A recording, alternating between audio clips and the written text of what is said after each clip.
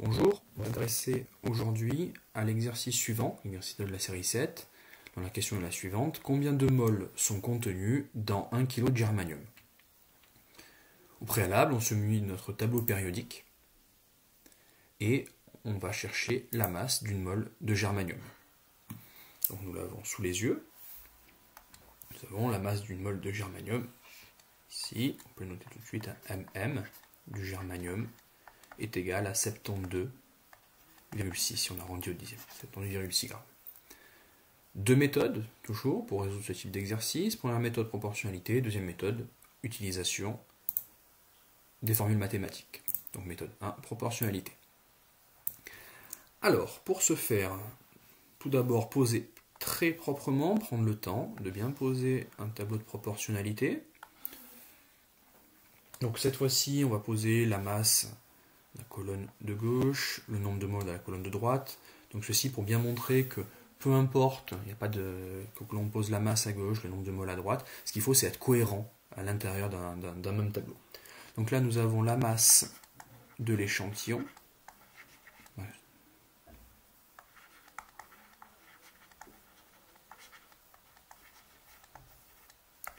Et puis le nombre de moles, colonne de droite.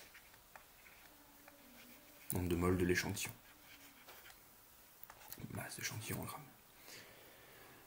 Si nous considérons une mole de germanium, on vient de voir qu'il y a une masse de 72,6 grammes.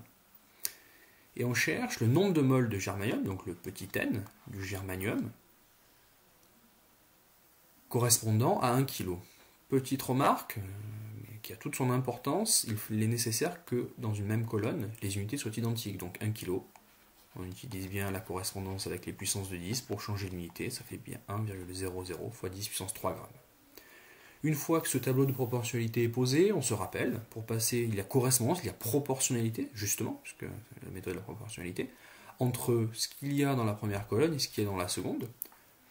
Le facteur de proportionnalité, nous pouvons le nommer x, à noter qu'ici x est un nombre très inférieur à 1, puisque nous passons d'un grand nombre à un petit nombre, pour la première, entre la première colonne ici, donc 72,6 pour passer à 1, on multiplie ça par un nombre inférieur à 1, et donc ce nombre est identique ici, on multiplie par le même nombre x.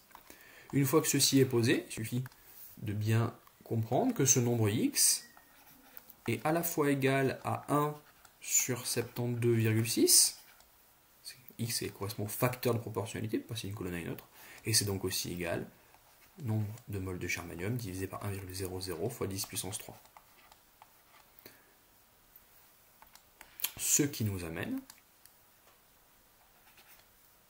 à poser que le nombre de moles de germanium, c'est la technique mathématique, est égal à 1 fois 1,00 fois 10 puissance 3 divisé par 72,6. Et si vous rentrez ça à l'intérieur d'une calculatrice, vous trouvez, en écriture scientifique et avec 3 chiffres significatifs, 1,38 fois 10 puissance 1 mol.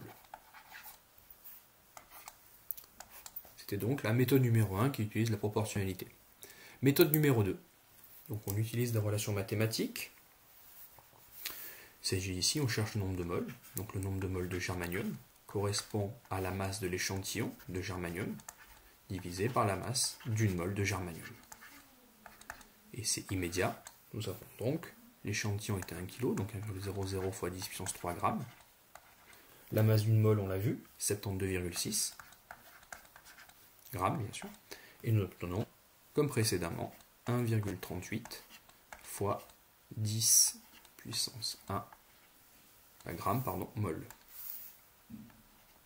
10 puissance 1 mol.